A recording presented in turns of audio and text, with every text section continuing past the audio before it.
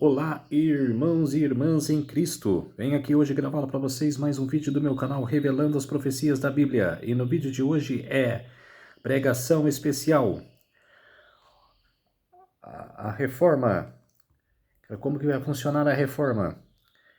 Que o presidente dos Estados Unidos está armando para colocar o decreto dominical em vigor.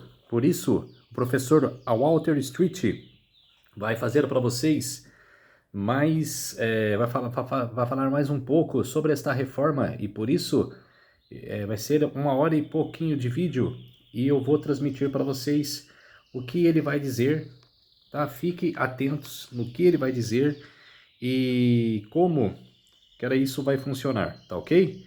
Agora vamos orar para fortalecer cada vez mais a nossa fé. Querido Deus e Pai, muito obrigado por esses minutos e segundos que o Senhor vai estar comigo. Faça-me de mim o seu servo para mostrar essa reforma nessa semana maravilhosa. Por isso, meu Deus, que esse vídeo funcione com sucesso, Senhor, para que as pessoas possam saber sobre a Tua palavra. Tudo isso agradeço e peço em nome do meu Salvador, Jesus Cristo. Amém. Vamos lá então com o vídeo do Walter Street, falando sobre a reforma. Só um minutinho.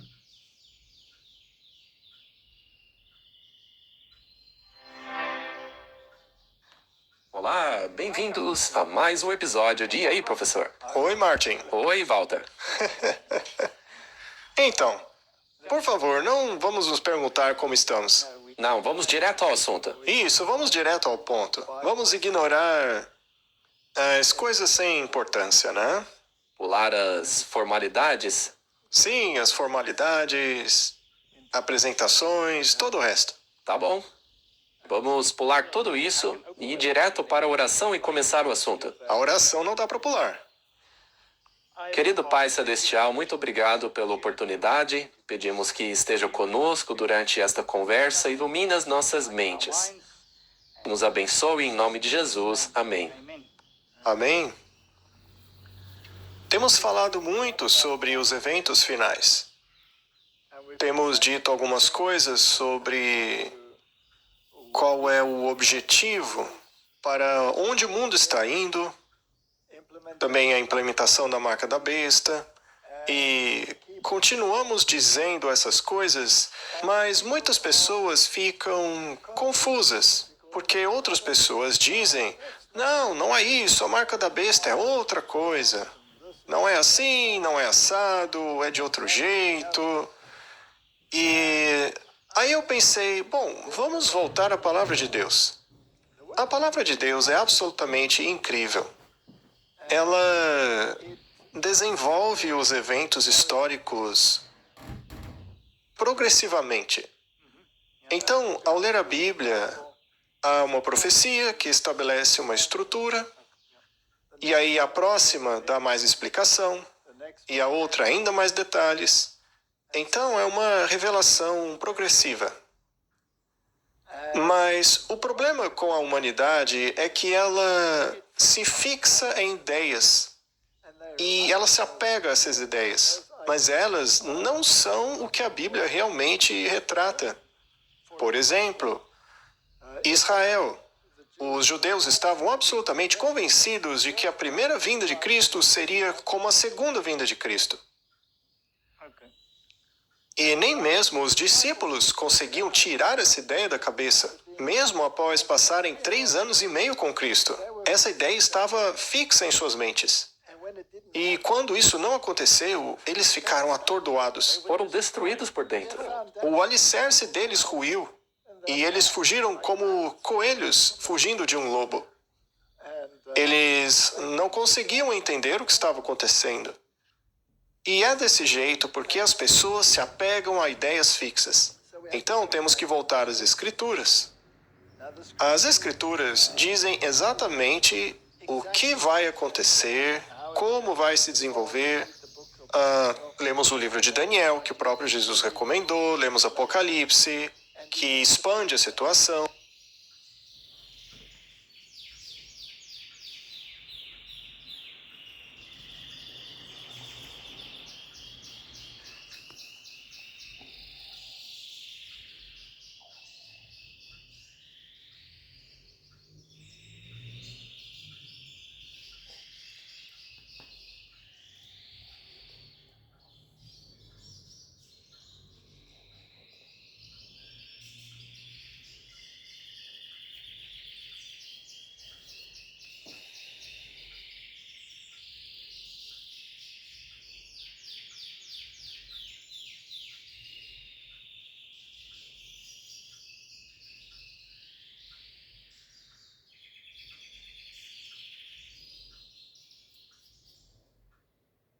Abençoe em nome de Jesus. Amém. Amém? Temos falado muito sobre os eventos finais.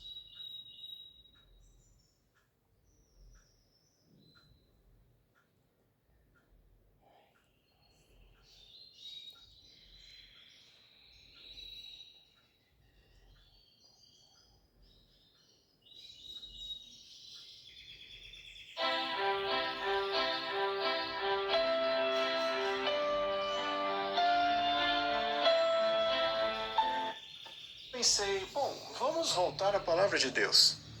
A palavra de Deus é absolutamente incrível. Ela desenvolve os eventos históricos progressivamente. Então, ao ler a Bíblia, há uma profecia que estabelece uma estrutura, e aí a próxima dá mais explicação, e a outra ainda mais detalhes. Então, é uma revelação progressiva. Mas o problema com a humanidade é que ela se fixa em ideias e ela se apega a essas ideias, mas elas não são o que a Bíblia realmente retrata. Por exemplo, Israel. Os judeus estavam absolutamente convencidos de que a primeira vinda de Cristo seria como a segunda vinda de Cristo. E nem mesmo os discípulos conseguiam tirar essa ideia da cabeça, mesmo após passarem 3 anos e meio com Cristo. Essa ideia estava fixa em suas mentes. E quando isso não aconteceu, eles ficaram atordoados. Foram destruídos por dentro. O alicerce deles ruiu, e eles fugiram como coelhos fugindo de um lobo. Eles não conseguiam entender o que estava acontecendo. E é desse jeito porque as pessoas se apegam a ideias fixas. Então temos que voltar às Escrituras. As Escrituras dizem exatamente o que vai acontecer, como vai se desenvolver. Lemos o livro de Daniel, que o próprio Jesus recomendou, lemos Apocalipse, que expande a situação. Mas quando não se tem a verdade e se apega ao engano, você pode entrar em muitos becos e acabar em becos sem saída. Infelizmente, é isso que acontece com a maioria. É por isso que existem tantas denominações diferentes. Porque todo mundo já pegou um desses becos e estão convencidos de que é lá. Deixa eu dar outro exemplo. A igreja, ao longo dos tempos, fossem os israelitas, ou os católicos, ou os protestantes, todos eles acreditavam que a igreja governaria aqui na terra mesmo. Sim. Eles não entenderam que o reino de Deus já vinha atuando desde a época de Cristo. Sim. Que fomos chamados para fora do mundo para entrar no reino pela fé. Então, o que você quer dizer é que o reino de Deus estava atuando aqui? Sim, é isso que diz a Bíblia. A Bíblia diz que o reino de Deus estava próximo, ou seja, ele estava se envolvendo nas decisões da nossa vida. E cabia a nós aderirmos ao reino de Deus. Mas a igreja acreditava que ela era o reino. Ela governaria como representante de Cristo. E toda a humanidade tem que se sujeitar a ela. Os judeus também acreditavam assim. A maioria, como você disse, ao longo do tempo, acreditava dessa forma. Todos se apegavam a essa ideia. A ideia de um milênio. A ideia do governo temporal. Ao mesmo tempo em que todos queriam um Messias, todos queriam governar. E ainda querem. As igrejas ainda querem. Então, é muito confuso porque aí tem a ideia do futurismo, onde a igreja será arrebatada. Então, ela não estará aqui. E neste caso, quem vai reinar, não é? Quem vai reinar então? Bem, os judeus vão governar aqui durante esse tempo. Eles acreditam assim. Já outros dizem, não é assim. A igreja vai governar. Os milenaristas dizem que a igreja vai governar. E onde está Cristo nisso? Ele está lá longe, lá no céu. A gente aceita ele, mas deixa a nossa igreja governar em paz. Em nome dele, né? Em nome dele, mas a gente governa. Deixa ele lá em cima, quietinho, fazendo seja lá o que estiver fazendo. A gente tem tudo sob controle aqui na Terra. A Bíblia é cheia de histórias como essa, na verdade. Então, esse é o grande problema da humanidade. Essa noção fixa de que vai ser assim. Mas eu estava lendo esse livro aqui, Martin. Ele estava na minha estante, eu já o tinha lido antes. Como você pode ver, ele já foi lido muitas vezes e está caindo aos pedaços. Ele é realmente muito antigo. Está todo mofado. Mas eu gosto. Eu adoro esses livros mofados. O nome dele é A Aproximação do Fim da Era, de Grayton Guinness. O fim da era se aproxima. O que vai acontecer no fim dos tempos? Esse livro está literalmente caindo aos pedaços, mas isso não importa. Eu ainda consigo lê-lo. Eu acho interessante que... Bom, isso daqui, naturalmente, era um teólogo da Igreja da Inglaterra, que também escreveu o livro O Romanismo e a Reforma, que são estudos excelentes. E eu estava lendo esse livro sobre a aproximação do fim dos tempos e a ideia do que aconteceria. Será que Cristo vai governar? A igreja vai governar? Eles têm essa noção do milênio na qual a igreja estará no controle. E essa ideia estava no catolicismo, também estava no protestantismo. Essa ideia de dominação está também nos Estados Unidos da América, atualmente.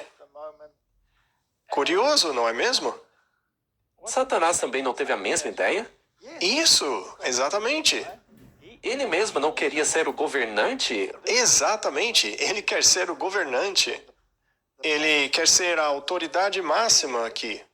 Mas, de qualquer forma, a ideia desse milênio temporal onde a igreja governa estava tão fixa na mente deste teólogo, e ele leu muitos livros e artigos de teólogos sobre este assunto. Ele estudou, estudou e estudou. E quanto mais ele estudava, mais confuso ele ficava. Está escrito aqui nas páginas introdutórias deste livro. Você pode ver que está bem marcado aqui. Alguém marcou isso antes de mim.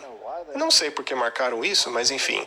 Marcaram de forma que você nem consegue ler. Mas ele finalmente decidiu que deixaria esses teólogos de lado. Ele foi estudar a Bíblia. Somente a Bíblia. Nada além da Bíblia. E ele chegou à conclusão de que a Bíblia ensina claramente uma vinda pré-milenar de Cristo, quando os reis do mundo serão eliminados e Cristo governará. E ele constatou que em nenhum lugar a Bíblia diz que alguém reinará aqui embaixo. Mas então ele pensou, mas alguém precisa governar aqui embaixo. Será que não está em algum lugar na Bíblia? Mas uma coisa é certa, ele virá antes do milênio. E diz aqui neste livro que ele estava absolutamente convencido disso, porque a Bíblia deixava isso muito claro. Mas voltando a essa questão da igreja governando aqui na Terra durante o milênio, ele não conseguia encontrar isso na Bíblia. Então veja como essas ideias se apegam em nossa mente. São tradições e ideias que acreditamos por não estudarmos por nós mesmos. Por não estudarmos por nós mesmos. De qualquer forma, esse homem tinha absoluta clareza sobre o que Daniel ensinou sobre o anticristo. Ele tem alguns pontos interessantes sobre isso, inclusive. Ele diz que a Bíblia é muito precisa, é muito clara sobre este assunto. E não deixa dúvidas a esse respeito. Ele entendeu que a prostituta é uma igreja e que na testa dela está escrito Babilônia, a mãe das prostitutas e das abominações da terra. Aí ele fez um estudo sobre esta palavra abominação, que aliás nós, independentemente, fizemos outro dia. falamos sobre a abominação da desolação. E chegamos à conclusão de que sempre que a Bíblia fala sobre abominação, fala sobre idolatria. E a nossa única fonte desse estudo foi a Bíblia. Concluímos isso apenas a partir da Bíblia. E, curiosamente, ele chegou à mesma conclusão. Então, se ela é a mãe das abominações, uma de suas principais características é a idolatria. E ele diz: como podem negar isso? Eles fazem procissões com a hoste, dizendo que é Deus, que aquele pãozinho deve ser venerado. Mas será que Deus é aquele pedaço de pão? E ele diz que nem mesmo os pagãos desenvolveram uma ideia como essa, na qual você torna um pedaço de pão o Deus e depois o come. Nem mesmo os pagãos inventaram isso. E nós falamos sobre isso quando estávamos na estrada. É como canibalismo. É como canibalismo. Então, toda a estrutura da transubstanciação precisa ser desenvolvida em torno disso. E isso é idolatria. E nem estamos falando de Maria, hein? Dos santos, como intercessores e mediadores e advogados, enquanto a Bíblia é tão clara que estes são ídolos que foram postos no lugar de Jesus Cristo. E também eles andam por aí com aquelas estátuas que a Bíblia proíbe claramente e curvam-se diante delas em todos esses rituais. E falaremos sobre isso daqui a pouco. Mas o autor do livro diz: como eles não enxergam isso? O mais surpreendente é que a humanidade parece estar entorpecida. Ela se esqueceu dessas coisas. Se esqueceu da imagem clara que o protestantismo tinha sobre a idolatria que Roma praticava e que esta era considerada o anticristo. E os reformadores todos acreditavam nisso. Então, como funciona? O que realmente acontece no fim dos tempos? Como funciona a restauração? Para onde isso está nos levando? Como podemos conciliar isso com os eventos atuais? Esta é a questão. Bom, a Bíblia não é apenas um livro profético literal. É também um livro de tipologias, de simbolismos e exemplos. Nas tipologias você tem certas verdades que são delineadas da forma como elas se desdobram e tornam-se lições para o nosso tempo. Vamos falar sobre a reforma final. Eu vou pegar um livro da Bíblia, na verdade, 2 livros da Bíblia. Veremos o livro de Esdras e o livro de Neemias. Originalmente era apenas um livro. Neemias e Esdras não eram divididos. Era apenas um livro e provavelmente foi escrito por Esdras. Talvez um ajuste ou outro foi feito por outra pessoa, mas Esdras foi o escriba que o escreveu. Agora, por que temos 2 livros? Porque Jerônimo, quando compilou a Vulgata para a Igreja Católica, o dividiu em 2. Mas dividir esse livro em 2 não é nenhum problema sério. Contanto que você não tire... Contanto que você não tire nada. Mas originalmente é 1. Então vamos considerá-lo assim, ok? Vamos lidar com os 2 juntos. Mas trata-se da história pós-exílio. E se seguirmos a linha lógica do simbolismo e da tipologia, então deveríamos ser capazes de descobrir do que se tratam os eventos dos últimos dias. A Bíblia é incrível nesse sentido. Na verdade, as pessoas raramente querem estudar dessa forma. Como você disse antes, você pode usar os livros da Bíblia para ver o que está acontecendo paralelamente em nosso tempo. E faremos isso agora. Muito bem. O plano de fundo histórico é que Jerusalém está em ruínas. O templo está destruído. Os edifícios da cidade estão destruídos. O muro ao redor de Jerusalém está todo quebrado. Isso aconteceu quando foram levados para a Babilônia. Exato, onde ficaram lá por bastante tempo. Segundo o profeta Jeremias, ficaram lá na Babilônia por 70 anos. gostassem ou não. E depois dos 70 anos, eles puderam retornar. Mas isso aconteceu em etapas, certo? Houve 3 governantes que tornaram isso possível. O primeiro foi Ciro. Ele emitiu um decreto permitindo que o templo fosse reconstruído. Isso foi depois dos 70 anos ou foi antes? A Babilônia os levou prisioneiros, certo? Então a fase da Babilônia já havia passado. A Medo-Pérsia agora reinava. E o primeiro governante da Medo-Pérsia que iria libertar os cativos foi Ciro. Mas não deu muito certo.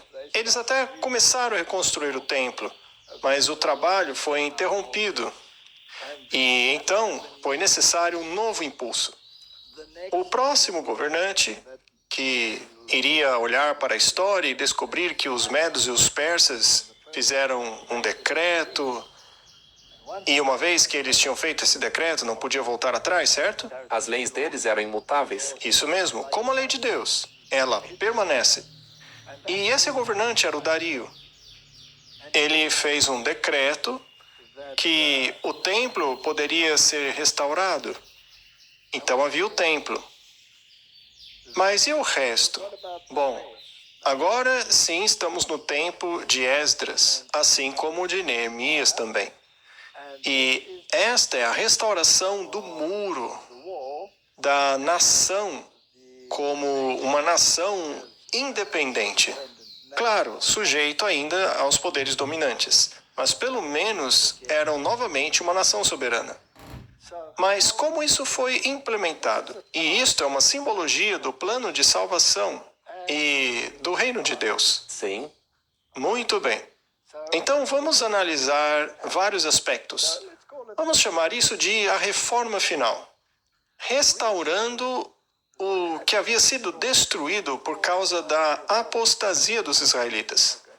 E qual foi a maior apostasia deles? Eles estavam seguindo as nações ao seu redor. Eles passaram a praticar a idolatria, que é uma abominação, não é? Eles negligenciaram a lei de Deus, especialmente uma dessas leis, que é a do sábado. Então, vamos dar uma olhada no que a providência escreveu para nós. Estamos falando sobre Esdras e Neemias, e especialmente sobre a restauração pós-exílio. Mas antes de chegarmos lá, vamos a Coríntios. 1 Coríntios 2:5. Diz assim: para que a vossa fé não se apoiasse na sabedoria dos homens, mas no poder de Deus. Lembre-se que os homens têm certos ideais, eles têm certas expectativas, e normalmente isso envolve poder, não é mesmo? É sempre uma questão de egoísmo. Portanto, nossa sabedoria não deve estar na sabedoria dos homens. Capítulo 3, verso 11. Porque ninguém pode lançar outro fundamento além do que já está posto, o qual é Jesus Cristo. Sua fé deve ser centrada em Cristo. Ele é a pedra angular. Tudo deve ser baseado nele. Versículo 12. E se alguém sobre este fundamento edificar um edifício de ouro, prata, pedras preciosas, madeira, feno, palha, a obra de cada um se manifestará, porque o dia a demonstrará, porque será revelada pelo fogo. E o fogo provará qual seja a obra de cada um. E se a obra de alguém sobre ela permanecer, este receberá a recompensa. Bom, o que podemos construir sobre o fundamento de Cristo? Bem, podemos construir algo de ouro. Significa caráter. Pode desenvolver o seu caráter. A prata é purificada em uma fornalha da aflição. Assim, você pode desenvolver um bom caráter suportando pacientemente a aflição. Pedras preciosas. Elas refletem a luz do doador da luz. Mas você também pode construir com madeira, feno e palha. Mas quando o fogo chega, isso desaparece, não é? Bom, então alguns construtores estão utilizando material duradouro. Estes desenvolvem seu caráter de acordo com Cristo. Eles devem ser capazes de viver na fornalha da aflição e usá-la para um fim positivo, para que possam refletir o brilho da glória de Cristo. Ou eles podem construir com madeira, feno e palha, e tudo queimará. Então isso realmente mostra que tipo de atitude você tem quando você começa a construir o seu caráter. Exato. E acho que João Batista resumiu muito bem. Ele, Jesus, deve aumentar e eu devo diminuir. Mas a humanidade acha que ela deve aumentar e que Jesus deve diminuir. Os homens também querem a bênção de Deus enquanto dominam sobre outros? Correto? Muito bem. Então isso será testado. E aqueles que construíram corretamente, estes serão recompensados. A recompensa é a vida eterna, certo? Então Paulo deixa bem claro que a igreja, os membros da igreja, são o templo. São pedras vivas dentro do templo. Mas alguns deles podem ser de madeira, feno e palha. Então você terá esse tipo de gente na igreja. É interessante, porque isso é importante de se falar. A Bíblia encaixa em tudo, não é? É impressionante. Sim, é algo lindo. Bom, vamos direto para Esdras para analisá-lo à medida que avançamos os capítulos. Vamos apenas destacar um versículo aqui, outro ali. Não vamos passar por tudo, tá? Senão ia demorar muito. No primeiro ano de Ciro, rei da Pérsia, para que se cumprisse a palavra do Senhor pela boca de Jeremias, o Senhor despertou o espírito de Ciro, rei da Pérsia, e fez proclamar por todo o seu reino e também o publicou por escrito, dizendo... Então veja, esse aqui é o decreto de Ciro, o grande. Assim diz Ciro, rei da Pérsia, o Senhor Deus dos céus me deu todos os reinos da terra, e me encarregou de lhe edificar uma casa em Jerusalém que está em Judá. Ou seja, esse é o templo. É um decreto para restaurar o templo. Depois das palavras de Jeremias, 70 anos depois, havia chegado o fim. Agora eles podiam reconstruir o templo. Vocês ainda não serão uma nação independente, mas podem reconstruí-lo. Naqueles dias, todos adoravam coisas diferentes, divindades. Pessoas achavam que as divindades eram regionais. Aham. Então, em Jerusalém, a divindade a ser adorada era aquela que os judeus adoravam. Ainda é uma ideia idólatra, mas foi por isso que ele permitiu. Não porque estivesse necessariamente convencido de que era a única divindade, mas ele era a divindade regional, então o seu templo tinha que ser reconstruído. Mas, enfim, ele fez um decreto para o templo ser reconstruído. O que representa o templo? O templo representa o povo de Deus que deve proclamar o Evangelho. E o que é o Evangelho? O Evangelho é a boa nova da salvação. Portanto, o serviço do templo era uma promulgação do plano de salvação. E ele estava em ruínas. Tipologicamente, o que isso significa? Que não havia mais nenhum evangelho sendo pregado. Exato, porque eles o transformaram em um evangelho de rituais e autoimportância. Cristo estava fora desse evangelho. Então o templo estava em ruínas. Não havia nenhum plano de salvação para apresentar à humanidade. Não havia. Vá e restaure. Sim. Essa foi a ordem dada a Israel. Vá e restaure o templo. Então esse é o ponto número 1. Eu só queria perguntar, você mencionou que eles voltaram para restaurar a adoração de Deus ali em Jerusalém. Mas na Bíblia vemos que o rei disse que o Deus do céu era o único Deus. Sim, veja, é interessante que alguns desses governantes realmente reconheciam o Deus dos israelitas como o Deus verdadeiro. Nabucodonosor. Isso, mas o povo reconhecia? Não. Não. O povo não aceitava. O povo só tolerava Deus por causa desse negócio da divindade regional. Já o governante tinha que cair em si antes de aceitar a verdade, como Nabucodonosor. Sim, e não necessariamente o resto do povo. Correto, porque quando ele foi confrontado pela primeira vez com a ideia de que Deus determina o que acontece na Terra, ele não aceitou. Ele fez a estátua dourada de cima a baixo. Eu vou me opor a essa divindade, porque eu sou o máximo. Ele ainda não tinha aceitado direito, porque ele ainda fez outro decreto obrigando a todos a adorarem o Deus de Daniel e seus amigos. Correto? E foi por isso que ele teve que passar por aquele momento no qual comeu grama. Pois é, ele passou anos comendo barrinhas de cereais e grama. Pois é, Martin. O mais interessante é que funcionou, ele caiu em si. Talvez não tenha sido uma má ideia.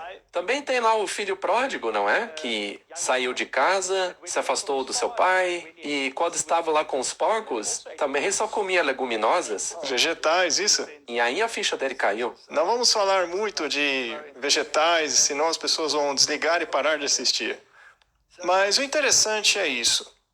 O que aconteceu em consequência a esse decreto? Muito bem. Então se levantaram os chefes dos pais de Judá e Benjamim, e os sacerdotes e os levitas, com todos aqueles cujo espírito Deus havia suscitado para subirem a edificar a casa do Senhor que está em Jerusalém. Tipologicamente falando, seria restaurar o evangelho, pois ele havia se tornado um lugar idólatra. O evangelho naquele lugar havia se perdido. O rei Ciro também tirou os utensílios da casa do Senhor, que Nabucodonosor havia tirado de Jerusalém, e os tinha colocado na casa dos seus deuses. Portanto, esses vasos foram cuidadosamente preservados por Deus, mesmo em templos pagãos. Interessante? Eu acho que eles se assustaram um pouco pelo que aconteceu ali no banquete de Belsazar, você não acha? Com certeza.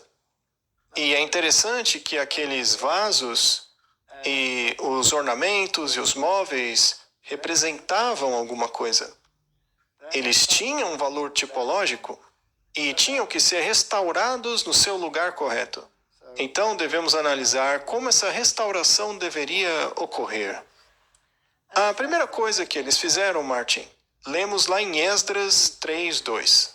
A primeira coisa que eles restauraram foi o seguinte: então se levantou Yeshua, filho de Josafá, e seus irmãos, os sacerdotes, e Zorobabel, filho de Saltiel, e seus irmãos, e edificaram o altar do Deus de Israel, para oferecer sobre ele holocaustos, como está escrito na lei de Moisés, o homem de Deus.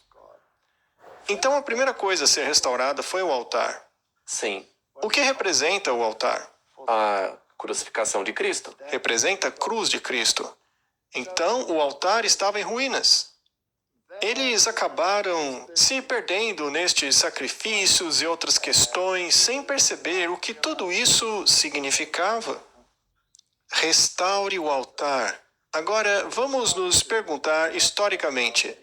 Houve um tempo em que esse tipo, o que aconteceu com Israel literal, pode ser aplicado ao Israel espiritual de hoje, à igreja? A resposta é sim. Houve um tempo em que a igreja tornou-se tão idólatra que o altar foi destruído, o plano de salvação se foi. Cristo foi posto de lado, assim como os israelitas haviam colocado de lado a pedra fundamental. E não sabiam o que fazer com ela, mas isso teve que ser restaurado. Bem, Martinho Lutero escreveu a obra O Cativeiro Babilônico da Igreja. É uma de suas famosas obras. Bom, nesta obra, Martinho Lutero argumentava que a Igreja Católica Romana, assim como a antiga Babilônia, havia mantido a Igreja cativa, principalmente por meio de seu sistema sacramental. Ele desafiou a Igreja dos 7 Sacramentos, argumentando que apenas o batismo e a ceia do Senhor, ou Eucaristia, eram sacramentos verdadeiramente bíblicos. Lutero criticou o mau uso dos sacramentos pela Igreja para controlar e coagir indivíduos, argumentando que a promessa e a fé do Evangelho deveriam ser o fundamento da vida cristã, de acordo com a reforma luterana. Bom, na minha opinião, ele não foi longe o suficiente. Concordo. Porque um sacramento, no pensamento católico, é um meio para a salvação. É uma coisa baseada em obras? Se você frequenta a missa, Isso te salva. você está se salvando. Se você for ao confessionário, você está se salvando assim. Qualquer um dos sacramentos, como eles diziam, era salvacionista. E isso é idolatria. Então, na minha opinião, não existe sacramento. Concordo. Não existe salvação em sacramento nenhum. E Martinho Lutero demorou um pouco para se livrar da ideia da transubstanciação.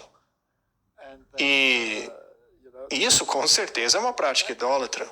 O pão era apenas um símbolo, representava aquilo que Cristo fez. E não é uma coisa que nos salva se fizermos hoje. Então, no fim das contas, não tem que ter sacramento nenhum. O único que nos salva é Cristo.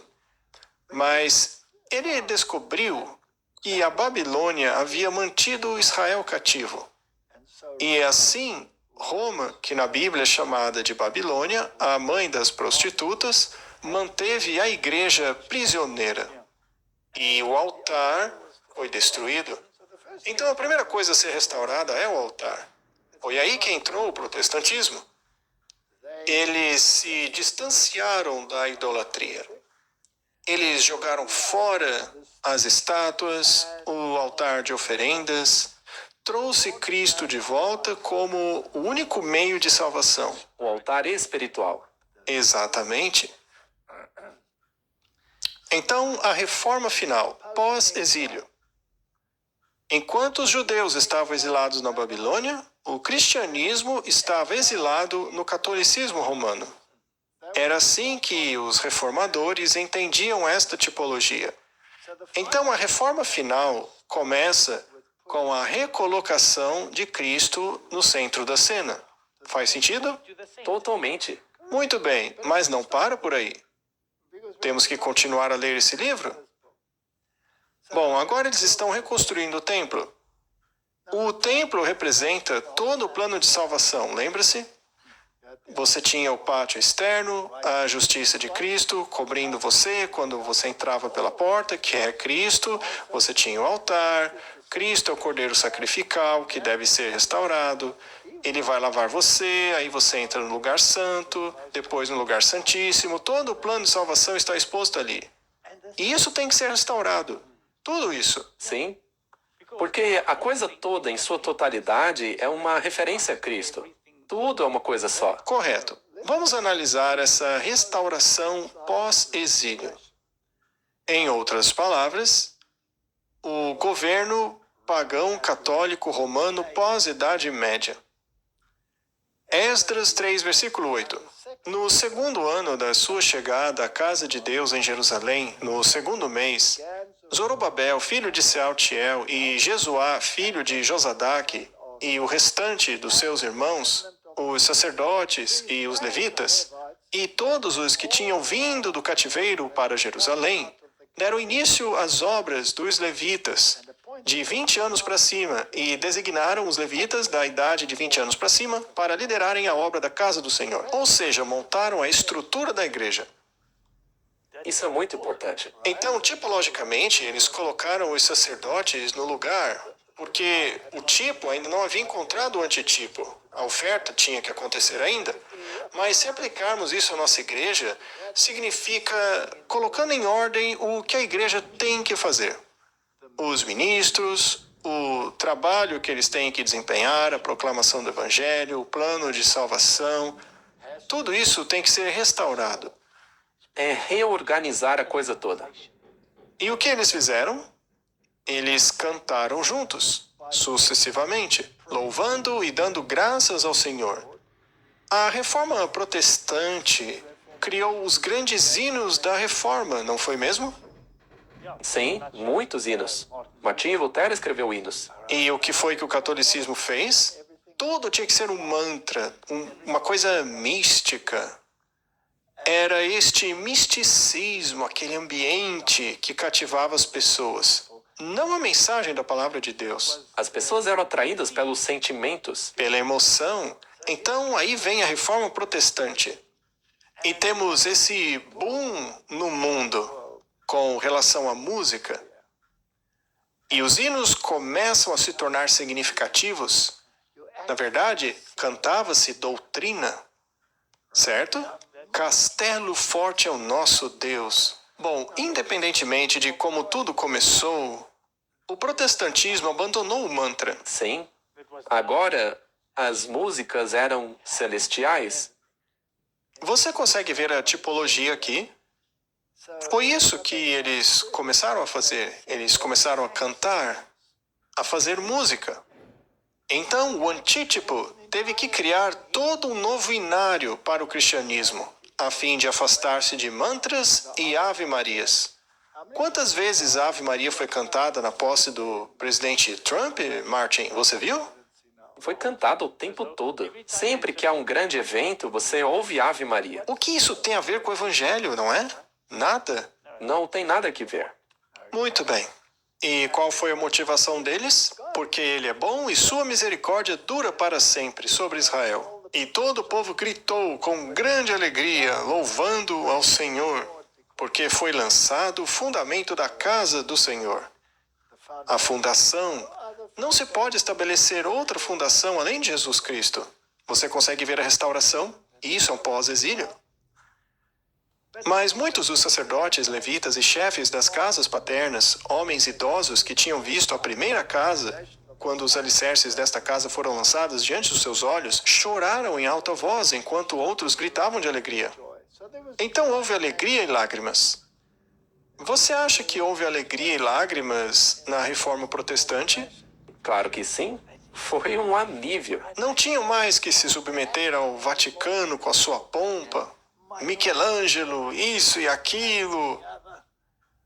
Montaram para si igrejas simples, sem aquela pompa toda. E alguns ficaram tristes por isso, mas outros ficaram felizes. Mas eles encontraram a pedra angular, a verdadeira joia. O verdadeiro fundamento havia sido lançado novamente. Então essa é a história tipológica, onde estamos aplicando o que aconteceu no tipo ao antítipo. Mas, ao fazermos isso, criamos problemas, não é? Sempre haverá os adversários que se oporão a essa reconstrução, certo? Esdras, capítulo 4, verso 1. Então os adversários de Judá e Benjamim ouviram que os filhos do cativeiro construíram o templo ao Senhor Deus de Israel e... Bem, isso os deixou muito bravos. Temos aí uma citação do Romanismo e da Reforma, do mesmo autor que escreveu este livro aqui que mencionei. E ele diz: onde quer que você tenha um padre em vez de um pregador, um altar em vez de uma mesa de comunhão, velas de cera em vez da luz do sol da verdade divina, o cerimonial ao invés da sã doutrina, sacramentos ao invés da graça salvadora, liturgias entoadas em vez de orações fervorosas e sinceras, música esplêndida em vez da adoração espiritual, vestimentas suntuosas em vez da verdade do Evangelho. Você se lembra do conclave ocorrido há pouco tempo, né, Martin? Quanta pompa. Pompa, glamour, vestimentas, tradição e a igreja, ao invés de um está escrito. O mundo hoje não está maravilhado com a coisa das tradições? Sim, o mundo está prontinho, naquele ponto em que a reforma precisa acontecer novamente. Sim, porque tudo isso acabou. Você entende? Bom, quando você tem essa tradição e a igreja ao invés do está escrito e cruzes ao invés de Cristo, temos aí o romanismo. Não importa como seja chamado, cuidado. Por mais atraente que seja a arquitetura, o incenso, a música, o cerimonial, muito cuidado. E você também pode fazer tudo isso daí de uma maneira moderna, em uma igreja moderna. E não é só na católica, porque é o que ele diz. Não importa o nome que isso tem em outras igrejas, quando a música te leva para longe. Eu gostaria de encorajar os ouvintes, através da visão da mente, tentem se lembrar das imagens que vocês viram, de toda a pompa e cerimônia, todos os cardeais com seus chapéus e vestidos, caminhando em cerimônia, os cajados, tudo aquilo, a música cantada, todo mundo maravilhado. Não é uma situação triste, Martin? Onde está a ênfase agora? Nisso? E no futuro Papa, que seria empossado? Será que estamos preparando o mesmo caminho para a vinda de Jesus? Não. Depois de lamentar o fato de que os protestantes, e esse é o autor daquele livro, que os protestantes estão tão dispostos a ignorar todas as profecias relativas ao anticristo, profecias estas que todos os reformadores concordavam, até mesmo abraçando falsificações espúrias como o futurismo, etc. Então veja como ele lamenta essa mudança de posição dos protestantes. E eu resumi, porque eu não vou colocar uma citação enorme ali, né? Mas vamos voltar. E ele então faz a pergunta para o seu tempo. Isso foi em 1887, Martin, quando ele escreveu isso. É esta a posição que você adota? É esta a conclusão que você defende? São estas as visões que você defende? Você é um protestante. E isso depois de tudo que foi escrito sobre o assunto e de toda a luz que a história e a experiência derramaram sobre ele? Se for, cuide para que você não seja encontrado lutando contra a verdade, guerreando contra a palavra de Deus, resistindo ao testemunho do Espírito profético, obstruindo a obra da reforma, promovendo o progresso da apostasia, opondo-se a Cristo e ajudando o anticristo. Ele tem razão? Ele escreveu de maneira espetacular. Muito bom. E não é isso que o mundo faz hoje? 100%. Continuando? Até mesmo os romanistas o envergonham em sua compreensão lúcida da questão desta pergunta. O cardeal Manning diz: ou a Igreja Católica é a obra-prima de Satanás, ou o reino do Filho de Deus. O cardeal Newman diz: uma ordem sacerdotal é historicamente a essência da Igreja de Roma. Se não for divinamente instituída, é doutrinariamente a essência do anticristo. Isso é Roma falando. Eles mesmos disseram isso. Isso mostra o orgulho deles de proferirem essas palavras. Em ambas as afirmações, a questão é clara e é a mesma. A própria Roma admite abertamente que, se não é o próprio reino de Cristo, é o anticristo. Roma declara que é um ou outro. Ela mesma propõe e insiste nesta alternativa solene. Você não quer aceitar isso? Eu aceito, pois a minha consciência me constrange e a história me compele. Martin, se esquecermos a história, acabaremos onde estamos hoje. Vimos no episódio anterior que o catolicismo está sendo colocado acima de tudo. A humanidade está hipnotizada. Ela não enxerga mais assim.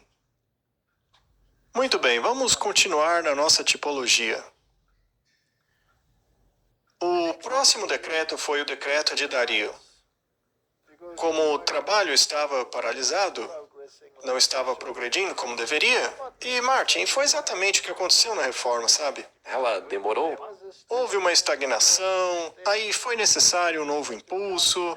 Deus levantou outras pessoas além de Martinho Lutero e Melanchthon, Tyndale, todos eles, né? Mas a reforma demorava. O pessoal demorou para acordar e ler a Bíblia. Aí vieram os anabatistas, depois os batistas, e a questão do batismo, e o sábado, e o congregacionalismo e todo o resto, né? Aí Wesley disse: não precisamos fazer mais. O templo de Deus também é o corpo. Deve ser mantido saudável. Aí discutiram sobre a lei de Deus, todas essas questões. Foi um caos, né? Então foi necessário um segundo decreto. Esdras, capítulo 6, versículo 1. Então o rei Dario baixou um decreto, e foi feita uma busca na casa dos rolos, onde os tesouros estavam depositados na Babilônia. E ali em Esdras 6, 7. Deixem a obra desta casa de Deus em paz, que o governador dos judeus e os anciãos dos judeus construam essa casa de Deus em seu lugar. Parem de se opor, disse Dario. Deixem construírem a casa. Pare a oposição. Construa a casa. E isso não aconteceu na reforma? Sim. Estamos seguindo tipologicamente, passo a passo, a reforma. Não é à toa que a Bíblia diz que não há nada de novo debaixo do sol. Isso mesmo. Mas alguns dizem, vocês são loucos, porque a gente acha que esses detalhes são importantes, e tem o sábado, isso e aquilo. Apenas aguente firme, estude a tipologia, veja onde ela te leva. Isso é a palavra de Deus. Sim, isso está na Bíblia. Bem, é um pouquinho apoiado em uma explicação de como é aplicado por Gratan Guinness. Mas se baseia na palavra de Deus. Agora, vamos ler o versículo 8. Aqui é Dario falando. Além disso, eu faço um decreto sobre o que vocês devem fazer com os anciãos desses judeus para a construção desta casa de Deus. Que dos bens do rei, isto é, do tributo daquele lugar além do rio, as despesas sejam imediatamente pagas a estes homens para que não sejam impedidos. Ou seja, coloquem ordem na coisa. Comecem a construir uma estrutura ordenada. Certifique-se de que a distribuição de meios seja devidamente controlada, ou seja, organize uma igreja. Não é incrível? Toda vez que eles tentam fazer algo, Deus os traz de volta para a ordem, a estruturação, a organização, mesmo que tenha problemas. E essa é a segunda vez que ele faz isso. A primeira organização também não teve problemas? Sim, sempre há problemas. Ainda assim, Deus exige organização. Sim, a igreja tem que ser ordenada e estruturada, organizada. Então, será que precisamos dela ou podemos falar, que se dane a igreja? Ou apenas seguir o Espírito? Bom, seguindo as duas tipologias, eu não concordo com isso. Muito bem, Martin. Vamos avançar aqui. Mas isso é fascinante para mim, Martin. Finalmente, então, o templo é restaurado. O que isso significa? Quer dizer que Cristo estava de volta ao centro. Comece pelo altar. Este é o seu sacrifício. Não essa idolatria, essa pompa, esse glamour, todas essas besteiras. Comece com o essencial. E o que envolveu a primeira celebração? A Páscoa foi celebrada. Sim, porque Jesus é o centro. O que representa a Páscoa? Cristo crucificado. Eis o Cordeiro de Deus que tira o pecado do mundo. Este é Jesus. Muito bem, capítulo 6. E os filhos do cativeiro celebraram a Páscoa no 14º dia do primeiro mês. Ou seja, eles seguiram as regras. Pois os sacerdotes e os levitas estavam purificados juntos. Todos estavam puros. E sacrificaram a Páscoa por todos os filhos do cativeiro, e por seus irmãos, os sacerdotes, e por si mesmos. E os filhos de Israel, que saíram do cativeiro e que se haviam separado da imundícia da terra dos gentios para buscarem o Senhor Deus de Israel, comeram. Muito bem, Martin. Quem foi que comeu? Todos aqueles que se separaram. Só que falar em separação, Martin, é um palavrão hoje em dia. Hoje a palavra é ecumenismo. Dizer que quer se separar é coisa feia hoje. Vamos nos unir pelo ecumenismo, não se separem. Mas Deus diz, separem-se. Ele até mesmo diz, separado para a lei. Mas vamos falar disso já já. Então o que aconteceu aqui foi que Cristo voltou a ser o centro da fé. O que aconteceu na reforma? A idolatria foi varrida do mapa e Cristo estava de volta ao centro. É claro que isso não foi bem aceito. Aí, no movimento de Oxford, eles trouxeram de volta as estátuas idólatras, trouxeram de volta o altar, trouxeram a missa de volta. Até o Grayton Guinness diz: o que aconteceu? Não é? O que aconteceu? Como podemos não enxergar tudo isso? Como é possível uma coisa dessas? Mas a reforma parou aí? Não. Não, ainda havia trabalho a ser feito, não é? Capítulo 7. Depois destas coisas, no reinado de Artaxerxes, rei da Pérsia. Bom, então saímos do decreto de Ciro, já passamos pelo decreto de Dario, agora vem o terceiro decreto, o de Artaxerxes. Esse decreto não se aplicava ao templo, porque o templo já havia sido restaurado sob os decretos de Ciro e Dario. Esse decreto era para que Jerusalém fosse reconstruída com muros, casas para morar. O que isso significa, Martin? O que isso quer dizer?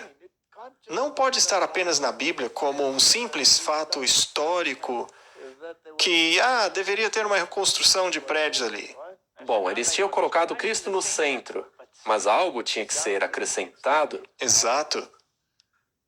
Então, Esdras, filho de Seraías, filho de Azarias, filho de Ilquias. Tem uma longa lista aqui que eu não vou entrar em detalhes. Vamos para o verso 6. Este Esdras subiu da Babilônia, e ele era um hábil escriba na lei de Moisés.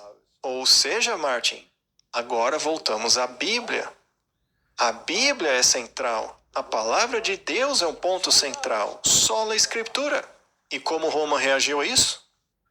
Não. Nunca. Tradição? Meu avô fazia assim. Eu não vou mudar. Tinham que voltar à palavra que Deus havia dado, e não um papa. Essa também é uma afirmação surpreendente. Que a lei de Moisés também foi dada por Deus a Moisés. Isso. Não foi uma lei que Moisés tirou da cabeça. E o rei concedeu-lhe todos os seus pedidos, segundo a mão do Senhor seu Deus, sobre ele. Então, quem realmente lhe concedeu seus pedidos? Deus? Deus. O rei pagão foi um instrumento, mas foi Deus quem fez tudo. Há uma história muito interessante em torno desse rei e toda a história de Esther e tudo mais. Houve influência de Deus, foi brilhante a forma como tudo foi organizado. Mas não temos tempo para dar detalhes sobre isso. Então, por que isso aconteceu? Vamos dar uma olhada. Pois Esdras tinha preparado o seu coração para buscar a lei do Senhor, e para cumpri-la, e para ensinar a Israel os seus estatutos e juízos. Ou seja, voltem para o que Deus disse, e não ao que a tradição humana diz. Esta é a cópia da carta que o rei Artaxerxes deu a Esdras, o sacerdote, escriba das palavras dos mandamentos do Senhor e dos seus estatutos para Israel. Voltem para a palavra. Faça o que Deus diz. Mas haverá opositores? Claro que sim. Este é um muro que você tem que construir novamente. Agora estamos chegando na fase do muro, certo? Temos que fazer um muro. Portanto, precisamos de outro decreto que vem de Deus. Restaure o muro. Muito bem. Então, Esdras reuniu o povo e colocou o sacerdócio em ordem. Então ele começou a iniciar reformas. O povo ainda estava paganizado. Sem dúvida. Ainda não tinham tirado aquele lixo da cabeça. Cada um meio que fazia o que queria. E então Esdras começa a preocupar-se com casamentos mistos. Nós também temos que colocar isso, que é um tipo, dentro de um contexto antitipológico. Quando estas coisas acabaram, os príncipes vieram a mim dizendo: o povo de Israel e os sacerdotes e os levitas não se separaram dos povos daquelas terras, praticando conforme as suas abominações, isto é, dos cananeus, dos heteus, perizeus, jebuseus, amonitas, moabitas, egípcios e amorreus. O paganismo ainda estava na cabeça deles. Ainda tinha o parafuso solto, fizeram sincretismo. Mas por quê? Porque tomaram das suas filhas para si e para os seus filhos, de modo que a santa semente se misturou com o povo daquelas terras. Sim, a mão dos príncipes e magistrados foi a principal nesta transgressão. Eles praticaram sincretismo. Então, essas mulheres, tipologicamente falando, representam igrejas, outras religiões, outros padrões de pensamento.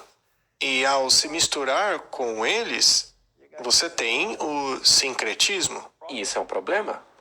E a maioria dos governantes e pregadores estavam fazendo isso. E quando você começa a se comprometer nesse nível, como o Gratan Guinness diz, você deve correr disso daí. Correr é sincretismo. Você vai perder a ênfase em Cristo. Separe-se desta ideologia. E disse: Oh, meu Deus, estou envergonhado de levantar o meu rosto para ti, meu Deus, porque as nossas iniquidades se multiplicaram sobre as nossas cabeças e as nossas transgressões cresceram até os céus. Desde os dias de nossos pais, temos estado em grande transgressão até o dia de hoje. E por causa das nossas iniquidades, nós, os nossos reis e os nossos sacerdotes, fomos entregues nas mãos dos reis das terras, à espada, ao cativeiro, ao despojo, à confusão de rosto, como se vê hoje. Ainda temos esse problema hoje? Com toda certeza. Então, versículo 14. Tornaríamos a violar os teus mandamentos e a nos unirmos ao povo dessas abominações? Deveríamos participar de concílios ecumênicos, Martin? Não. Deveríamos fingir que estamos alinhados? Veja, eu não me importo de falar com essas pessoas, mas temos que fazer aliança com elas? Eles usaram essa desculpa o tempo todo. E é por isso que estamos nessa confusão. Muito bem. Não ficarias irado conosco até nos consumires, de modo que não houvesse nenhum remanescente e nem escape? Essa mentalidade está viva, bem viva nos dias de hoje. Então agora vamos de Esdras para Neemias, porque Neemias foi então nomeado governador pelo rei. Ele veio dar uma olhada no muro de Jerusalém e viu que estava em um estado lamentável. Ou seja, a palavra de Deus, suas exigências, as suas leis, o muro protetor contra a idolatria estava totalmente quebrado. Havia uma brecha no muro, tinha buracos. Lembre-se que o catolicismo romano mudou os mandamentos. Fizeram tantos buracos nele que é como se a Babilônia tivesse destruído o muro de Deus. E agora vem Neemias. Ele não era um profeta e nem ministro, era um governador. E ele vai entrar na história para resolver isso. E ele também era copeiro do rei. Então ele devia ser um homem confiável, porque você não serve a taça do rei se você não tem a confiança do monarca, porque você pode pôr veneno para ele beber, né? Muito bem. Neemias e as palavras de Neemias, filho de Raquelias. E aconteceu que nos meses de Quisleu, no 20º ano, estando eu em Suzã, o palácio, muito bem, então ele está lá em cima com o rei. Ele era o copeiro. Vamos para o verso 3. E me disseram, ou seja, o povo relatou a ele o que estava acontecendo em Jerusalém. E me disseram, os que restaram do cativeiro lá na província estão em grande aflição e opróbrio.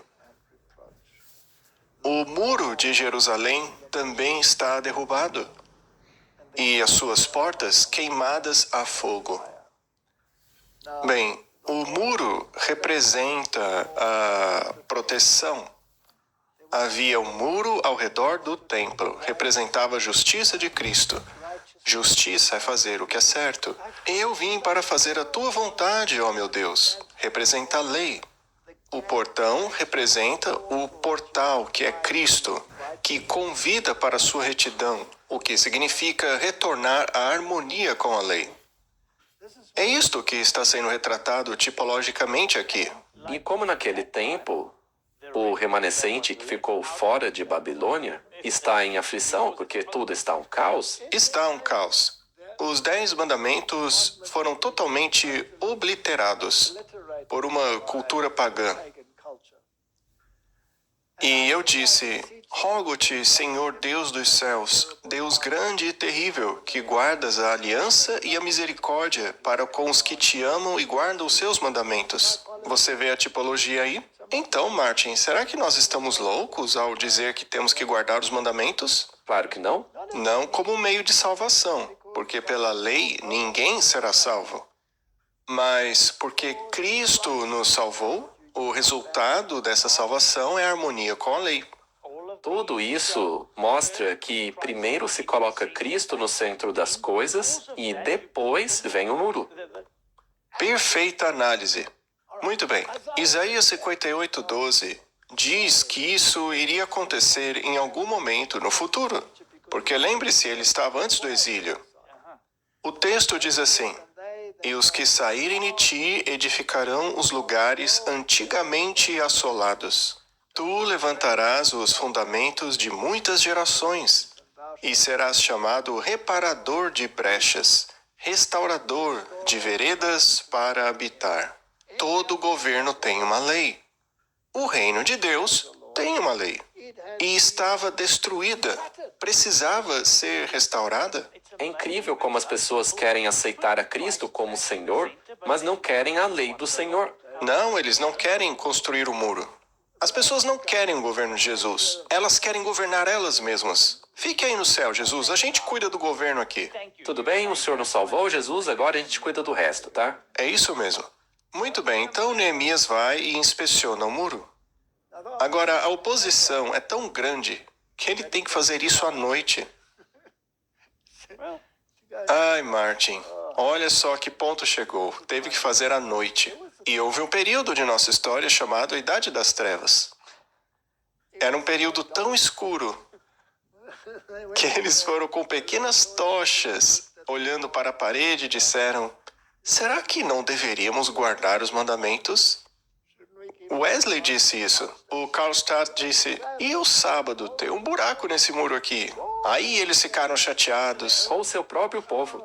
Eles ficaram muito chateados e os arrastaram pelas ruas, arrancaram suas barbas, espancaram-nos, roubavam as coisas deles. Então o pobre Neemias teve que fazer isso durante a noite. Neemias 2, versículo 9. Então fui ao governador além do rio e lhe entreguei as cartas do rei. O rei havia enviado comigo capitães do exército e cavaleiros. Veja só, Martin, há um pouco de demonstração de força aqui. Então Deus envia seus anjos com você e diz, eu quero que isso seja resolvido. Exatamente. Agora, quando Sambalate, e sempre tem um Sambalate, né? Quando Sambalate, o Horonita, e Tobias, o servo amonita, ouviram isso, ficaram muito tristes por ter vindo um homem buscar o bem-estar dos filhos de Israel. O que está vendo aqui? Bem, um Horonita e um Amonita. Estas pessoas eram, de certa forma, afiliadas às religiões abraâmicas e ficaram chateadas. Na Idade Média, depois que o protestantismo restaurou algumas dessas coisas e alguém apareceu com uma nova ideia, os protestantes não ficaram chateados? Com certeza. Muito mesmo. Os católicos também ficaram chateados. Os dois grupos ficaram. Foram cercados. Deixaram todos chateados. Contei como a mão do meu Deus foi boa para comigo, como também as palavras que o rei me havia dito. E eles disseram, levantemo-nos e edifiquemos. E fortaleceram as suas mãos para esta boa obra. Aqui Neemias está falando para o povo. Ele quer encorajá-los, quer que esqueçam toda a oposição. Porém, quando Zambalate, o Aronita, e Tobias, o servo amonita, e Gesem, o árabe, ouviram isso, parece que os opositores foram buscar ainda mais reforços, não é verdade? Riram-se de nós e desprezaram-nos e disseram, que é isto que fazeis? Vos rebelareis contra o rei? É interessante, não é? É sempre assim. Os israelitas, os judeus também não disseram que Jesus estava se rebelando contra César? Sim? Quem você pensa que é? Quem você pensa que é? Verso 20. Então respondi-lhes e disse-lhes: o Deus do céu nos fará prosperar. Portanto, nós, servos, nos levantaremos e edificaremos. Mas vocês não têm parte, não têm direito, nem memorial em Jerusalém. Vocês e toda a sua oposição, nós vamos ignorar vocês. Vamos continuar. Vou fixar-me no que interessa. Pode fazer o seu pior. Temos aqui uma citação do Southern Watchman, que diz: os anjos veem a igreja como Neemias via Jerusalém. Com o coração aflito, o visitante contemplava de longe as defesas em ruínas de sua amada Jerusalém. E não é assim que os anjos do céu observam a condição da igreja de Cristo? Como os moradores de Jerusalém, nos acostumamos aos males existentes e muitas vezes nos contentamos sem fazer nenhum esforço para remediá-los. Mas como esses males são considerados por seres divinamente iluminados? Não olham eles, como Neemias, com o coração carregado de tristeza para muros em ruínas e portões queimados pelo fogo? Não são visíveis em toda parte os sinais vergonhosos de afastamento de Deus e de conformidade com o mundo que ama o pecado e odeia a verdade? Nestes dias de escuridão e perigo, quem é capaz de defender Sião e lhe mostrar algum bem? Seu estado espiritual e suas perspectivas não estão de acordo com a luz e os privilégios concedidos por Deus. Esta afirmação é verdadeira? Sim, está falando sobre a igreja de Deus. A igreja de Deus. Então agora é hora de reparar a brecha. Sim. Certo. Então veja, começamos com Esdras, que reconstruiu o templo e colocou Cristo de volta ao centro. Tipicamente falando, isso foi a reforma protestante. E agora eles vão restaurar o governo de Deus, a autoridade dele em nossa vida. Mas muitos não querem que Deus governe. Deixa Deus ali no cantinho. Nós governamos. Não, Deus vai nos governar. Isso é um absurdo. Nós somos autoridade aqui na terra. Nós vamos governar. Muito bem, capítulo 4. É um capítulo lindo. Eu realmente me identifico com o capítulo 4. Mas aconteceu que quando Sambalate ouviu que nós reconstruímos o muro, ou seja, restauramos os mandamentos. Veja, agora a gente já avançou um pouquinho na reforma. Sim, estamos em torno do ano 1800. Exato. Ele ficou irado. Ficou muito indignado. Interessante, né, Martin? E zombou dos judeus. Bem, zombaram daqueles que queriam restaurar os mandamentos. Hoje isso começou pelo Wesley. Zombavam dele com desprezo.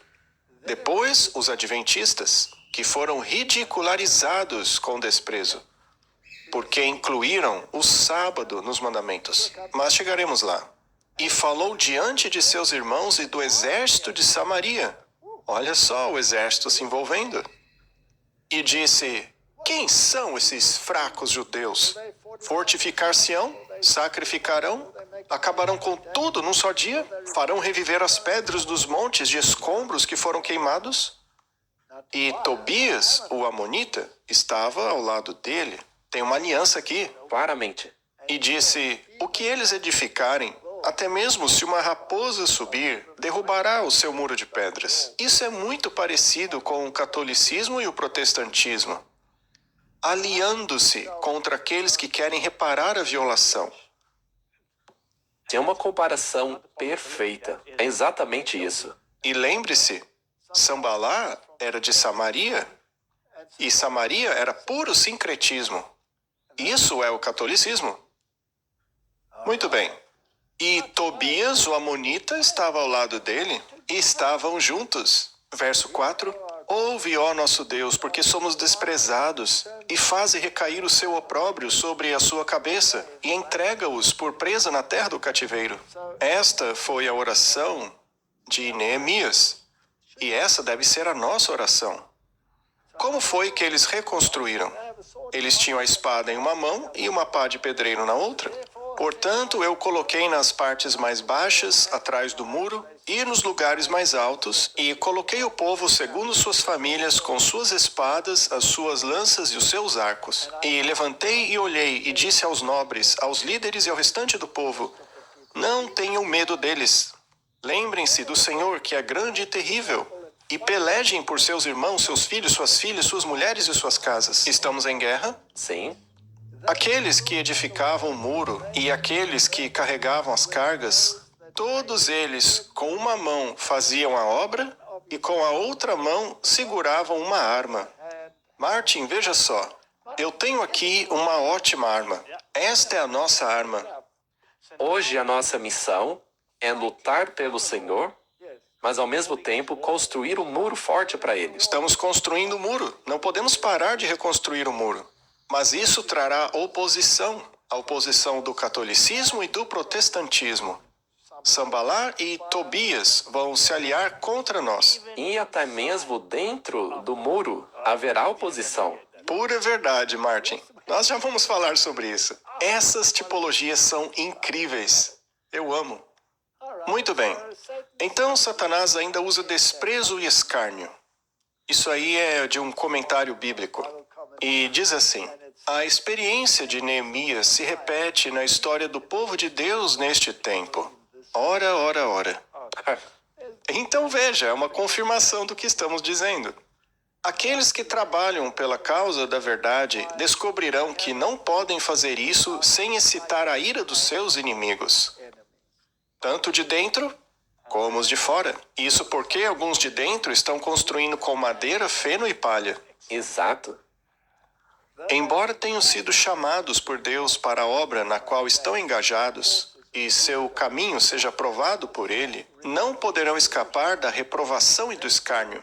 Serão denunciados como visionários, inconfiáveis, ardilosos, hipócritas, qualquer coisa que sirva aos propósitos de seus inimigos.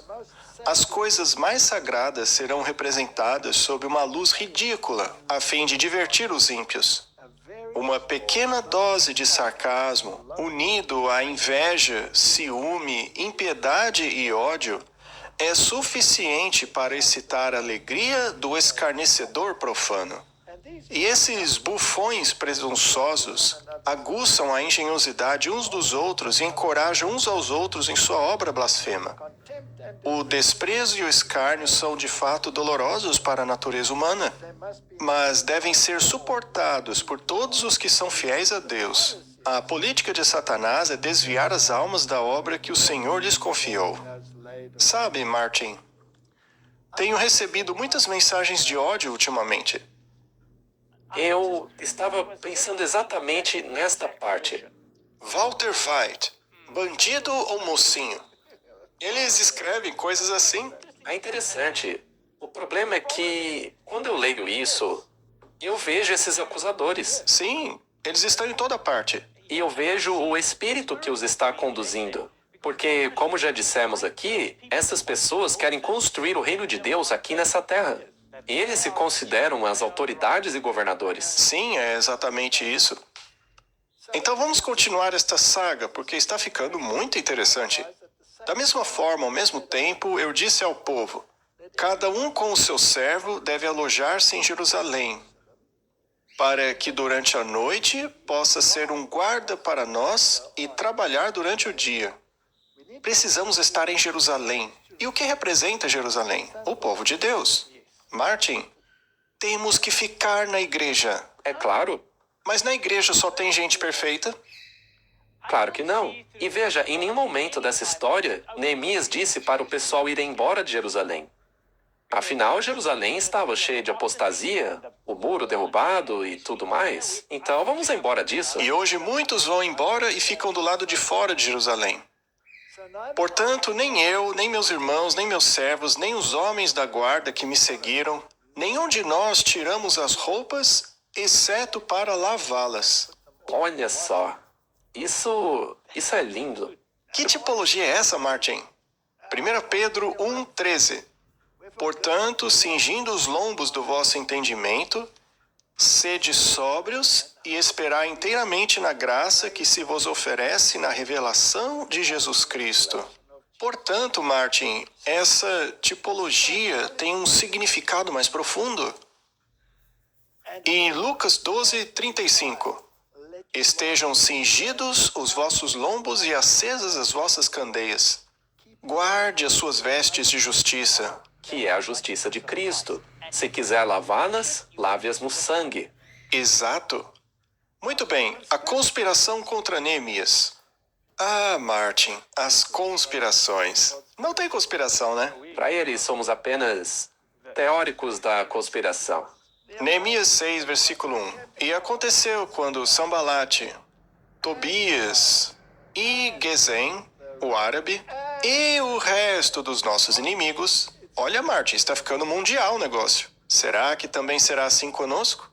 Quando toda essa gente aí ouviu que eu havia construído o muro e que não havia mais nenhuma brecha nele, embora naquele tempo eu não tivesse colocado as portas sobre os portões, que Sambalate e Gesem me mandaram dizer: venha, encontremo-nos em alguma das aldeias da planície de Ono. Mas o que eles estavam planejando era me fazer mal. Interessante. Mas lhes enviei mensagens dizendo: eu estou fazendo um ótimo trabalho aqui, eu não posso descer. Por que cessaria o meu trabalho para descer até vós? Não podemos dar ouvido a essas pessoas. Não. Nós devemos tentar trazê-las até nós, em nossa obra de construir o muro. Mas na maioria das vezes eles dizem: não, não queremos. Não vamos nos unir a vocês. Não, obrigado. Vou ficar fora do muro e construir o meu próprio reino. Vamos construir o nosso próprio império. E depois vamos matá-lo, como se mata uma mosca quando pousa na minha mesa. E eles também alegam que têm as verdadeiras vestes purificadas. Isso é muito interessante, Martin. Neemias 6:17. E naqueles dias os nobres de Judá E lá vamos nós. enviaram cartas a Tobias.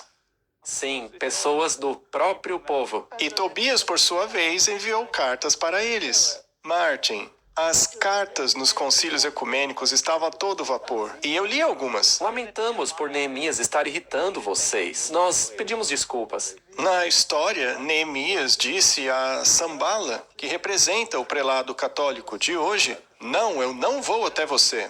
Mas aí alguns nobres pensaram: mas como vamos desprezar uma pessoa importante dessas? Agora, Martin, será que eu vou abandonar a igreja porque alguns nobres dela enviaram cartas a Sambala? É claro que não. Muito bem. Isso seria aceitar a derrota. Eu até escrevi lá embaixo no slide: sério? Será que eu vou desistir da obra porque alguns nobres de Judá quiseram se unir a eles? Como eu disse, claro que não. Não faz sentido, eu vou ficar. Se os nobres quiserem, podem ir. Mas eu não, eu vou construir o muro. Eu vou construir o muro. E sabe de uma coisa? Eu li algumas dessas cartas. E ainda que alguém do lado de fora faça vídeos te chamando de cobra, Tem um sujeito aí pregando um monte de coisa sobre história medieval e o papado como sendo o anticristo. Devemos desligá-lo? As cartas diziam isso. Eu li essas cartas. Elas são muito interessantes. Então, Martin, você consegue uma união através de um vínculo dracônico. Temos aí outra citação interessante. Um espírito de ódio e oposição aos hebreus formou um vínculo de união e criou a simpatia mútua entre diferentes grupos de homens que, de outra forma, poderiam ter guerreado uns contra os outros. isso é muito bom. É uma coisa que sempre acontece. Sim, veja Pilatos e Herodes que viraram amigos e esqueceram da inimizade que tinham. Isso ilustrará o que frequentemente testemunhamos em nossos dias na união existente de homens de diferentes denominações para se oporem à verdade presente, cujo único vínculo parece ser aquele que é dragônico em sua natureza, manifestando ódio e amargura contra o remanescente que guarda os mandamentos de Deus. Ainda assim, fizemos nossa oração ao nosso Deus e montamos uma guarda contra eles dia e noite por causa deles. A tipologia não é absolutamente clara, Martin? Claro que é. Aí o próximo ponto é que Esdras lê a lei.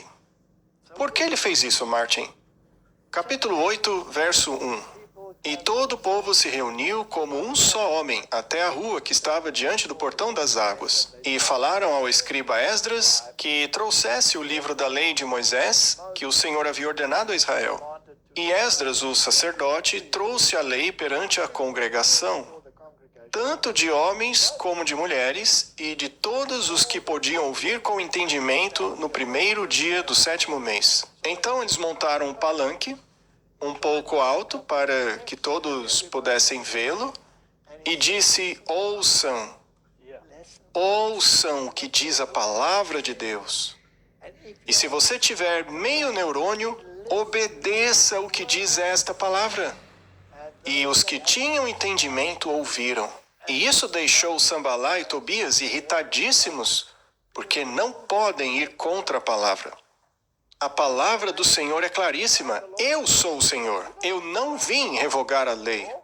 Nenhum tio ou jota desaparecerá da lei. Ora, mas isso não inclui o sábado. É o que eles dizem, não é? Inclui tudo, menos o sábado. Muito bem. Versículo 8. Assim, eles leram no livro da lei de Deus distintamente e explicaram o sentido. Fizeram a leitura ser compreendida. E é assim que deve ser. O que foi lido ficou claro como o sol. E apesar disso, muitos disseram não. Não.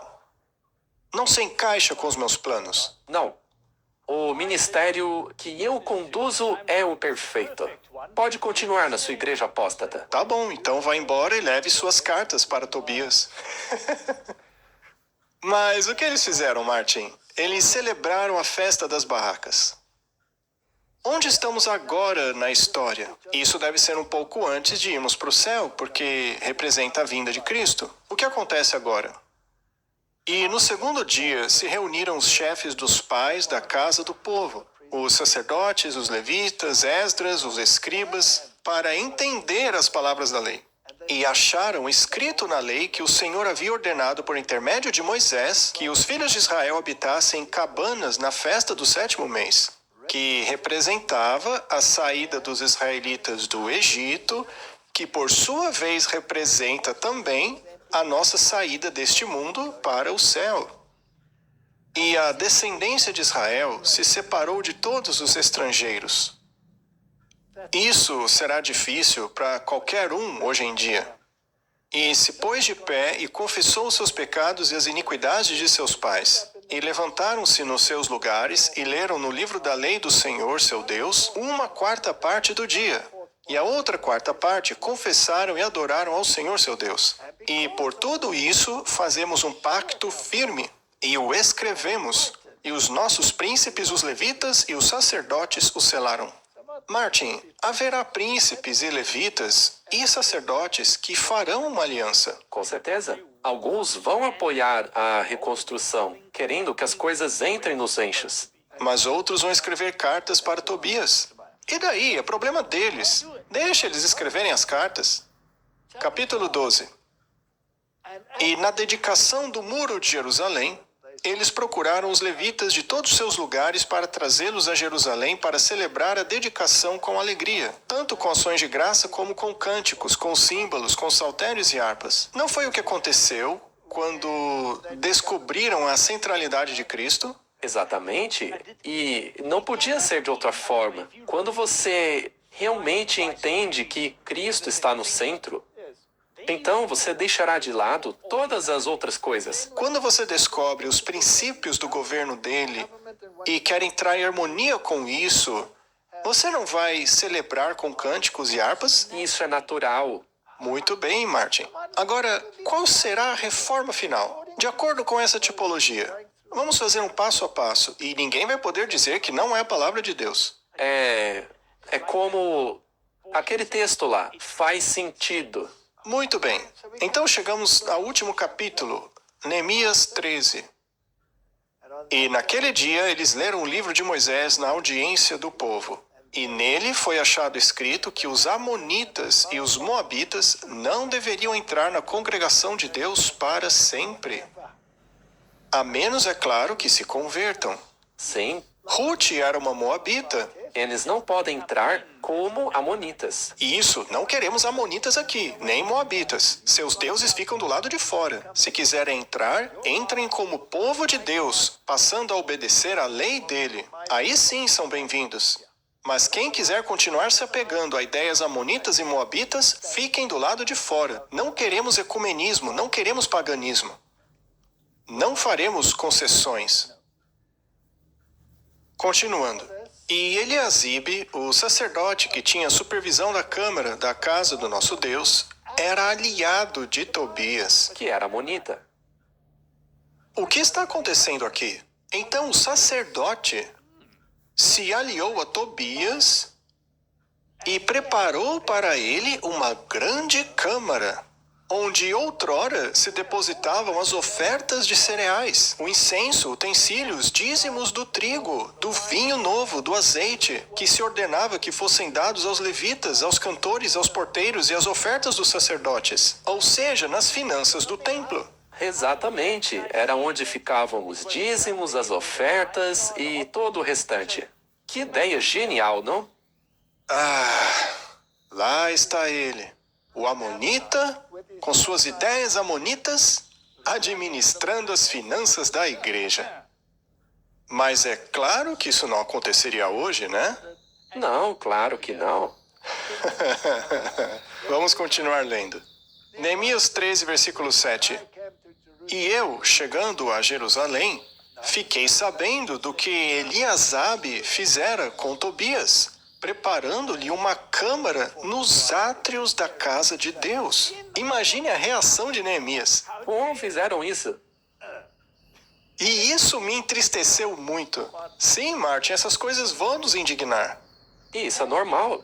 Então lancei fora da câmara todos os utensílios domésticos de Tobias. Mais cedo ou mais tarde, Martin, ele vai cair fora. Ele será removido. O texto não diz que temos que ir embora da igreja porque Tobias chegou. E nem porque o sacerdote estava em conluio com ele.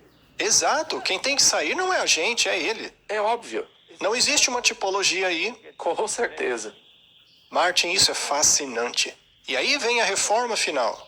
Naqueles dias, eu e Judá vimos alguns pisando lagares no sábado, trazendo feixes, carregando jumentos, como também vinho, uvas e figos e toda sorte de cargas que traziam a Jerusalém no dia de sábado.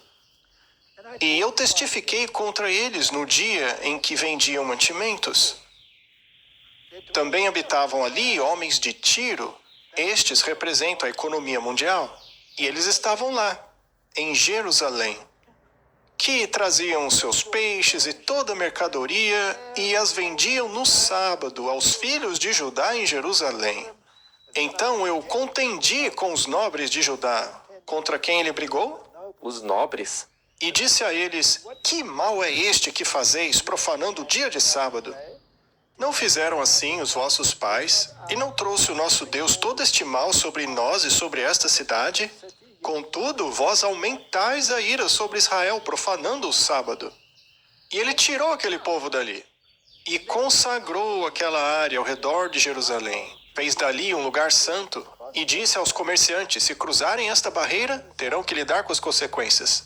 E, segundo a Bíblia, um dia os exércitos de Roma pisariam ali, naquele lugar santo, naquela barreira, aquela região. Ou seja, colocariam lá a sua bandeira, as suas normas, o falso sábado no lugar do verdadeiro. Mas isso aí identifica com toda clareza a reforma final do período pós-exílio, com o seu tipo e o seu antítipo. A obra da reforma concluída por Zorobabel, Esdras e Neemias representa uma imagem da obra de restauração espiritual dos últimos dias da história desta terra. Por meio do remanescente de Israel, Deus propôs preservar na terra um conhecimento de si mesmo. Eles eram os guardiões da verdadeira adoração e dos textos sagrados. Independentemente de Tobias, Sambalá ou qualquer outro líder que fica mandando cartas ecumênicas, independentemente de qualquer bobagem que os nobres faziam, Independentemente dos erros dos sacerdotes, enquanto eles mantivessem a lei, seriam guardiões da verdade. Eram os guardiões da verdadeira adoração, os guardiões dos textos sagrados. Forte era a oposição que eles tinham que enfrentar, pesados os fardos suportados pelos líderes, mas esses homens avançavam firmemente confiantes em Deus, crendo que Ele faria sua verdade triunfar. A restauração espiritual da qual a obra nos dias de Neemias era símbolo é delineada nas palavras de Isaías. As tuas antigas ruínas serão reconstruídas. Tu restaurarás os fundamentos de muitas gerações e serás chamado reparador de brechas, restaurador de ruas para a habitação. Isaías 58, versículo 12. Houve uma violação na lei de Deus. O muro que ele colocou ao redor de seus escolhidos para sua proteção e obediência, cujos preceitos de justiça, verdade e pureza devem ser sua salvaguarda perpétua. O profeta destaca o trabalho específico deste povo remanescente que constrói o muro. Se desviares o teu pé do sábado, de fazer a tua vontade no meu santo dia, e chamares ao sábado deleitoso e ao santo dia do Senhor digno de honra, se honrares não seguindo os teus caminhos, nem buscando tua própria vontade, nem falando coisas vãs, então te deleitarás no Senhor. Martin, essa não é a reforma final? Sim, e estamos bem ali. A tipologia mostra isso claramente? Que está na Bíblia. É isso. No tempo do fim, toda a instituição divina será restaurada. A brecha feita na lei, na época em que o sábado foi mudado pelo homem, será reparada. O povo remanescente de Deus deve mostrar que a lei de Deus é o fundamento de toda a reforma duradoura. Em linhas claras e distintas, eles devem apresentar a necessidade de obediência a todos os preceitos do Decálogo. Constrangidos pelo amor de Cristo, eles devem cooperar com Ele na edificação dos lugares devastados. Eles devem ser reparadores de brechas, restauradores de caminhos para habitação. Isso está alinhado a Isaías 58. E eles serão de ti, e edificarão os lugares antigamente assolados. Se desviar o seu pé do sábado, versículo 13, de fazer a tua vontade no meu santo dia. Martin, isso não é conjectura. Isso é bíblico. E se você se envolver nesta obra, construindo o muro, recuperando a lei e colocando-a em seu lugar, é natural que surjam opositores como Tobias e Sanballat, esse pessoal aí. E não é interessante que os 3 evangelhos sinóticos, Mateus, Marcos e Lucas, todos eles declaram que o Filho do Homem é Senhor até do sábado? Porque o Filho do Homem também é Senhor do sábado. Veja, os 3 dizem isso. Ninguém pode negar que esta será a reforma final. Esta será a questão envolvida na última reforma. É a questão final de toda essa tipologia da restauração pós-exílio. E foi assim sempre. E será assim mais uma vez no fim dos tempos. E assim como foi no passado, haverá novamente a oposição, lutando contra o remanescente. E também haverá os nobres de dentro, escrevendo cartas para os opositores. E alguns nobres trarão até mesmo os opositores para dentro. No templo de Deus. Sim, e farão o que eles pedirem, mas no final eles serão expulsos. Exatamente. E Deus fará essa expulsão. Com certeza. Então, se a tipologia diz isso, e a história confirmou até agora, os eventos finais girarão em torno destas questões que estamos falando. Isso é bíblico. É baseado nas Escrituras. Está na lei de Deus. E tudo já está preparado. E assim cabe a nós concluir a obra. Não devemos temer os opositores. Devemos apenas trabalhar. Vamos orar. Querido Pai, obrigado por nos dar uma imagem tão clara das reformas que precisam ocorrer antes que o Senhor venha reivindicando o seu reino. Porque o Senhor reivindicará não apenas um reino, mas a lealdade do seu povo aos princípios do seu reino. E todos aqueles que se separam para a tua lei farão parte disso, contanto que reconheçam o Cordeiro que foi morto e apropriam-se da justiça dele, e não de sua própria justiça, oriunda de obras falhas e instáveis. Abençoe a todos em suas decisões. É a minha oração em nome de Jesus. Amém. Amém. Então, povo de Deus, esse foi o vídeo, a reforma final levando à restauração.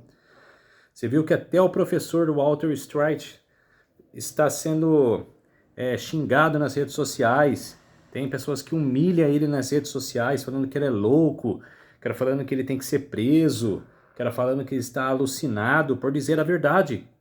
E todos os que dizem a verdade, as pessoas pensam isso de nós.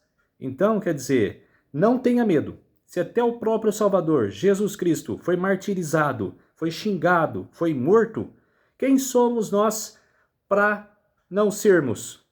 Nós vamos sermos xingados, mortos. Então, não perca a esperança. E sim, persevere na palavra de Deus, no amor de Deus por todos nós. Então, eu peço que vocês se inscrevam no meu canal Revelando as Profecias da Bíblia. Deixe seu like, ative os sininhos de notificações para receberem o meu vídeo. Compartilhe com o maior número de pessoas que vocês puderem o conteúdo do meu canal. Vamos orar para fortalecer a nossa fé. Querido Deus e Pai, muito obrigado por essas horas, minutos e segundos que o Senhor ficou aqui comigo. Fez-se de mim o seu servo para apresentar essas verdades da reforma que vai acontecer no futuro. Tudo isso agradeço e peço em nome do meu Salvador Jesus Cristo. Amém. Uma ótima semana a todos e até o próximo vídeo. Tchau.